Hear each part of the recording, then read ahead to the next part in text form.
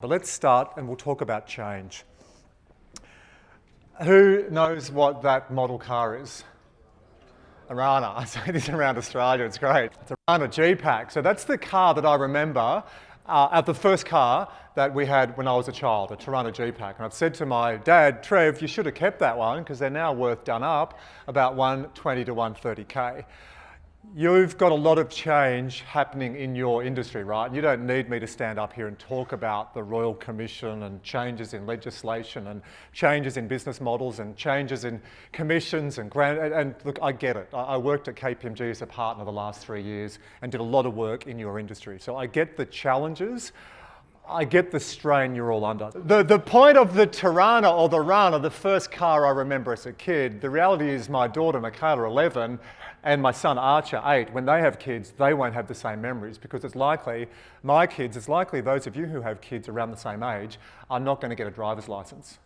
You know, see, the rate of change is happening so quick that when Mickey gets to 16 years and 10 months like we did, who remembers going for the nervous L's with some nerdy driving instructor and you've got to do all these stupid things you never do again, but you pass and then you have your L's and then you have your P's.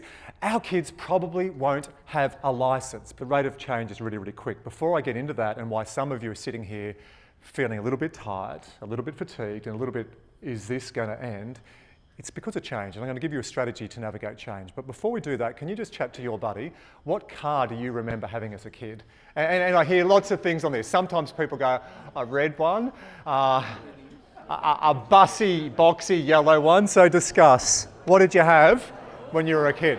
What do you remember having as a child? What car do you remember? A Holden, did you hear that? A Holden Kingswood station wagon lime green.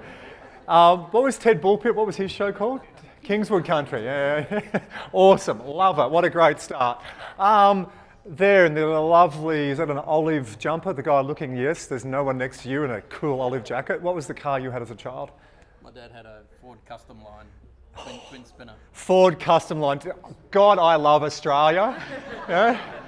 Back at sort of our vintage, it was all Fords and Holdens, wasn't it? Have you got anyone who had something a little bit different? The side engine. Oh, the letterbox or the side engine? You know, side engine. Yeah, all right. And you had a big smile, a lovely, lovely, pinky, beautiful dress. Do you remember what it was?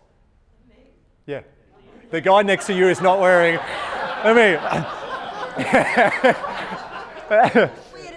Let me give you a tip, Karen. Mitchell's not wearing a beautiful watermelon dress. Now, I'm into diversity, Mitchell. I'd love to see you next time I present in a watermelon dress, but for today, you had? A Celica. A Celica, nice. That was my first car, a Celica. Great. So what am I on about in change? If we all remember the car that we had as kids, and kids now around 10 years and younger probably aren't going to get a license, so our grandkids aren't going to be able to have the similar story. There's a lot of change going on. And when I talk to people in your industry about change, I ask you, what do you do on a daily basis to change? And people stare at me blankly and go, what are you on, Andrew? I go, well, if your industry, if all industries are going through more change than we've ever seen before, we've got to bin the notion to say, we've got to be ready for change. It's rubbish, because change is a constant part of everyday life. So rather than saying we've got to be change ready, you've just got to build change is an everyday part of your diet.